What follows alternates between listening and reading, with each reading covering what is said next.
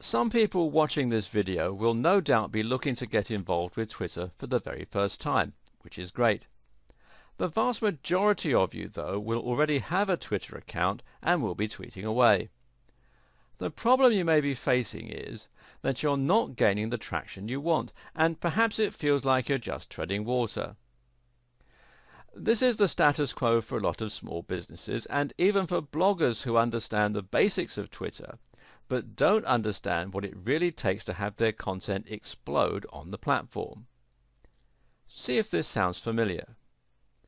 You created an account between 1 to 5 years ago. You started tweeting regularly at first, but you didn't really know what to tweet. Most of your tweets were things like, "Looking for great legal advice?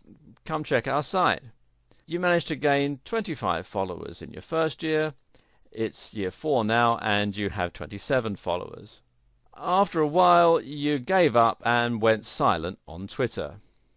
Every now and then you give it another try, but quickly get disheartened. You don't understand what the hugely successful Twitter accounts are doing differently. If this does sound like you, then don't be too disheartened. The scenario I just described is typical of around 90% of businesses on Twitter. The problem is, Twitter success is not a matter of build it and they will come.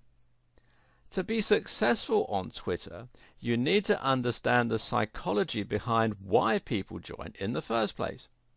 What's more, you need to have an actual strategy that's going to make your content appealing and shareable. Even then, success is unlikely to come overnight, although a few growth hacking techniques, and we'll look at those later, can help with this. But if you set things up correctly, you'll find that you can reliably gain followers on Twitter over time, and this growth increases in speed gradually and exponentially as you gather more momentum. On Twitter, success begets success. Now get ready for the first sweeping statement and somewhat controversial idea in this video series. You won't be successful on Twitter without being successful elsewhere. Yes, this is a big claim, and there are some exceptions to this rule. Some Twitter users are so witty and so inventive that they manage to gain big followings on Twitter without any other form of digital marketing. But in most cases, well, we follow someone on Twitter because we're already interested in them, or at least in the topic they're covering. A Twitter campaign is much more likely to be successful when it's built synergistically with the right Facebook page, the right blog, and the right branding. To this end, you should think of your Twitter account primarily as a way for your fans and visitors to stay up to date with your business and with your industry, and as a way for them to subscribe to your content when they decide they want to see more of you. And remember too, people don't tend to become fans of a brand after a single interaction. They need to have multiple interactions with your brand before they'll start to get a full understanding of your mission statement and see what you represent. What's more, they need to see you multiple times before they'll remember you properly and thus start seeking out your content actively. This is why many digital marketers swear by the maxim that you should aim to, quote, be everywhere. Now this means having accounts on all the big platforms and having a strong, consistent branding all across them. So how do you accomplish this? Well, perhaps these tips will help. First of all, you want to create a strong logo that you're proud of. Use this as the heading on your website and as your cover image on social media accounts. You should choose a name that's the same as your company name or at least echoes it, and again use this on all of your social media. You should sign up to as many social media accounts as you can, and I'm talking things like Twitter, Facebook, Instagram, YouTube, Reddit, Tumblr, Vine, Google+, LinkedIn, Pinterest, and any others that you can think of. Link all of your social media accounts, include a button on your home page that makes it easier for people to find your Twitter feed and to sign up to it. You should also have a strong focus and mission statement. Make sure that the topics you write about will always be of interest to the core audience that you're targeting.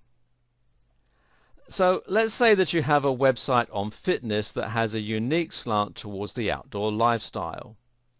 Perhaps you sell training shoes and other equipment as your main form of monetization, and maybe you have a blog where you write about things like trail running and different exercise regimes. The idea then is that people will find your website through Google and perhaps other means like social media, and when they land on your page they should immediately see what you're all about from your strong logo and design language. This should then indicate to them whether they might be interested in what you're writing. Hopefully they'll read your content and enjoy it, and this will leave a good impression on them. And then they'll leave. Now, if you haven't thought about your branding and you haven't got a Twitter account set up, that might be the last of it. But if you've done things right, eventually they'll discover your content again somehow. Maybe they'll land on your website again, or perhaps they'll just see one of your tweets on Twitter. Either way, they might now decide that what you're discussing is interesting enough to read on a regular basis, and that they should at least click the Follow Us on Twitter button on your website, or perhaps follow you directly through Twitter if that's where they've encountered you. What's more, when they visit your Twitter account, they should see that you have the same professional-looking logo, the same great-looking cover image, and the same cool username. All this will help to cement the idea that you're part of a professional outfit and that you're an authority in your niche.